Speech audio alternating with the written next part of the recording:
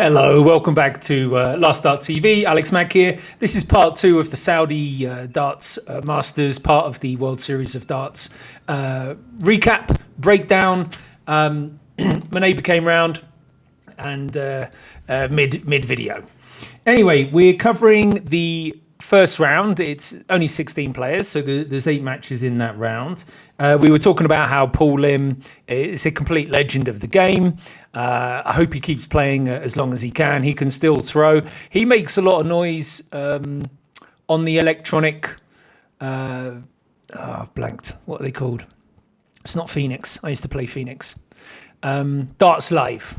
He plays a lot of electronic darts, which they really like in East Asia. I used to play a lot of electronic in Indonesia, in Bali. It's really fun. Don't lift your nose at it if you class yourself as one of these purists. Anyway, let's crack on with our recap of the games. Gerwyn Price was playing Alexis Toilo, very, very slow. Toilo did not win a leg. Price averaged 100.2, and often you can work out exactly how many darts they threw when the other person doesn't win a leg. 100.2 is a 15 dart average. When you throw 15 darts, you average 100.2 because it's 5 rounds. So 100 times 5, 500. 0.2 times 5 is 1. 500 plus 1 is 501. So Gerwyn Price hit the big fish, was pretty good on his doubles and had no worries in his match. Luke Humphries played Azimoto. Azimoto did okay. It was 2-2 at one point, but some nice finishing. There was a miss on the bullseye here and a make on the other side in the middle of the match. And Humphries, with his experience and his quality, averaging 95.5, he won that 6-2. And then Guiyan van Veen was playing Sakai. Again, another mid-90s average. This is a really, really solid average. You're looking at, it's kind of 15 and a bit darts. So if it's not 5, it's definitely 6 turns. And that's a really, really high standard. I'm trying to raise my limit, for example, to a 6-turn average. And, I'm usually at the bottom end of that 6 turns, so kind of 18 darts or 17 darts. If you're right below, 16 or 15 and a half, it means that you're throwing 14 and 15 and stuff like that. So it's very high quality. Anyway, Van Veen wins that 6-2. So the quarterfinals are also best of 11, so first to 6. MVG played Stephen Bunting. It was pretty close. There were some breaks. There was one leg. Which one was it? I think it was when it became 4-4, and it looked like MVG might have just been losing it a little bit. He missed 11 doubles in that game. There were also 9 breaks in a row. So up to 5-4, they were all breaks. And then the very last leg that wasn't a break, MVG hits a 1-2-7 and he wins that game 6-4. Average just under 88. Bunting 81. Again, with all those doubles missed, that's really not bad at all. If I was missing 11 doubles on a leg, I'd be averaging 52 or whatever. Nathan Aspinall playing Leung, Moklang Leung, who I think is a really, really classy player. Aspinall averages 99. Leung averages basically 98. Again, that was a pretty close game. It was 3-1, 3-2, 4-2, 4-3. What else do I say here? Can't read my own writing. But to go 5-4 up, the 140, 140, 140 set up, check out for 13, put Aspinall up, and then he ended up closing out to win that 6-4. Superb player. But yeah, Leung, again, that's a very, very good average. Usually when you see these guys, it is in the 80s, sometimes even in the 70s. But this guy, he's got some moxie, and I think you should keep an eye out. Guiyan van Veen versus Luke Littler, rematch of this year's World Championship final. Same result, maybe a bit closer. The final, Guiyan van Veen looked pretty sad at the end of that final. Luke Littler wins this one 6-4. Again, Van Veen was 3-0 up. He was 3-0 up. Started off with a 12 dart break. Littler in the fourth leg goes 7 of 9 into the 9. Oh, I should also say there was a special 9 dart kind of situation in this particular tournament. The Saudis love kind of throwing money at stuff. So if you hit a 9 darter, you get $100,000. Nice. But the little twist for this tournament was if you hit a 9 darter, they'd give you one more dart at the bullseye.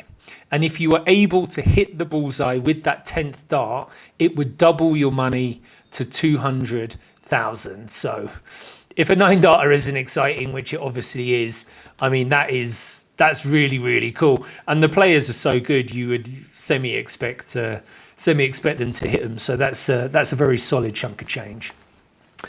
I've written that the wrong way around. So that's 6-4 to Luke Littler. Guillaume Van Veen averages 98, classy. Luke Littler averages 111.5. So how you win 4 legs against that, I don't really know. So there you go. Gerwyn Price versus Luke Humphreys in the final quarterfinal. Price went up early, 3-3. That is the doorbell. Hold on. And I'm back. No one ever comes around, and two sets of people come around today.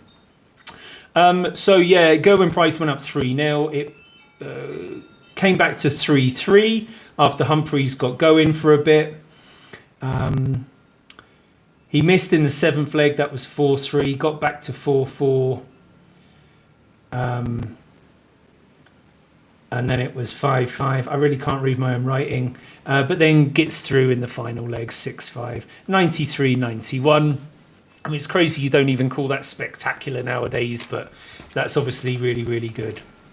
So going into the semis, MVG playing Nathan Aspinall, and this is now 1st to 7, so you really need to play well. They take a break, I think, after 4, and then they come back for that next session.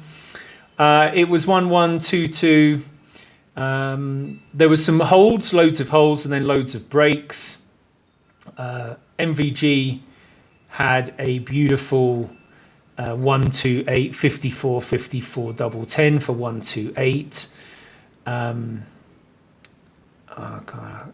There was also 25 tops for 105. I think that was Aspinall. I've got this all the wrong way around. Anyway, it ends up 7-5. MVG averaging over a ton. Nathan Aspinall averaging 96. MVG playing really, really well. I must say, I guess you might not know from the videos, but if you do know me, MVG is my favourite player. I don't really have favourites. I'm in my mid-40s. I'm not 6. But his prime, I think, was the best prime. You know, you can always review that. But the best prime, and he was just so imperious, as they say. He would just boom, boom, boom. These killer 2-dart, 94, 54 tops. And he would do that just all the time. And no one could hang with him. I know Phil Taylor's a great player, and the numbers bear out that Phil Taylor won loads more majors. MVG at 3 world titles will always seem low to me. I'm not sure in the current situation, as we saw last year, that he's maybe going to win another one. I really hope that he does, but I love seeing him play well. And you know what's crazy? Like, he still wins major tournaments all the time, and people are like, oh, he's done. It's like, dude, what is he, 2, 4, something? I haven't looked at the rankings this year. 2? Amazing.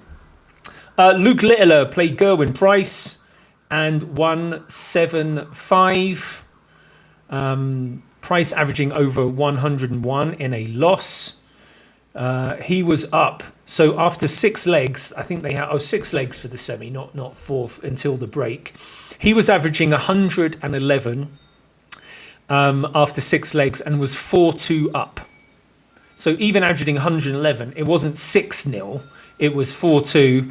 And that was basically as good as it got. He missed a double in the 7th leg for 3.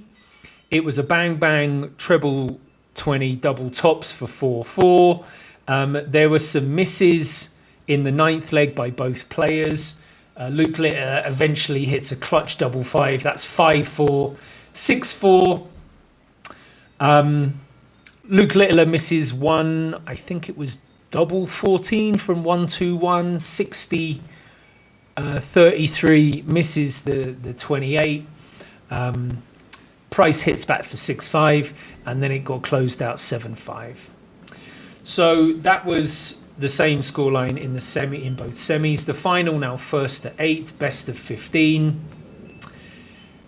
The score ends up semi-close. Littler goes up 4-0, and it's looking a bit dark. Second leg, he's got 1-3-2, hits the 25, hits the treble 19, hits the middle bit, beautiful shot. He kicks off. He's 3 out of 3 on the doubles in the first 3 legs. And then there's a comeback, as there has been. 4-1, 4-2, 4-3. 4-3 was a break. But then Van Gerwen has darts. He misses a 1-5-1 on tops. And then Littler swoops in with a 1-15 clutch finish to go 5-3 up, where it might have been 4-4. But then Van Gerwen breaks 5-4. But then Littler breaks 6-4. 7-4. Van Gerwen comes with a nice 108 finish for 7-5. But then 8-5, it's a little bit lopsided. Littler throwing first and takes out the leg to win 8-5. MVG, as so often happens, people say, "Oh, he's bust. He can't do things anymore." I'll look through my stats. But to beat MVG very, very often, maybe more kind of a few years ago, but you need to average a ton. I mean, it's absolutely ridiculous. It's like he's, no disparaging, but like Peter Wright has been much, much easier to beat in the past couple of years because his average has been really, really low. MVG never really has a really bad day at the office. Sometimes I think he had an 89 or something earlier, 87.98. That happens, but he's very, very usually in the 90s and a bunch of times in the tons, and he doesn't win. Luke Littler averages 104.84 in the final to win the inaugural Saudi Arabia Darts Trophy. I believe I've already got that wrong, but that's the words I'm going to say. Saudi Arabia Darts Masters, his 5th World Cup.